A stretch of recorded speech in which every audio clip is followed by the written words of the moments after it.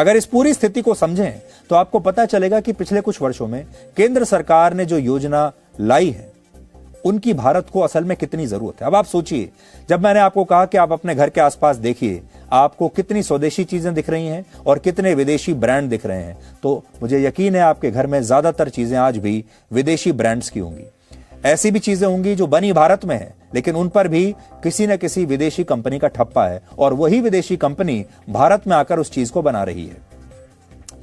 इसके लिए क्या जरूरत है? इसके लिए जरूरत थी कि हम अपने देश में ही इन सारी चीजों का निर्माण शुरू करें, और इसीलिए अब आपको समझ में आया होगा कि क्यों केंद्र सरकार ने मेक इन इंडिया अभियान लॉन्च किया था। मेक इन इंडिया हमारे लिए बहुत आवश्यक है, हालांकि बहुत देर से शुरू किया हमने। आखिरकार हम ऐसी स्थिति में आ गए जब हम अपने लिए या पूरी दुनिया के लिए कुछ बनाने की स्थिति में बचे ही नहीं, और हमारे पास कोई और ऑप्शन नहीं था कि हम एक बाजार बन के रह जाएं। और आज हम बाजार तो हैं, हम खरीदार तो हैं, लेकिन हम किसी को कुछ बेचने के योग्य आज भी नहीं है, क्योंकि हम कुछ खास बना नहीं पा रहे हैं।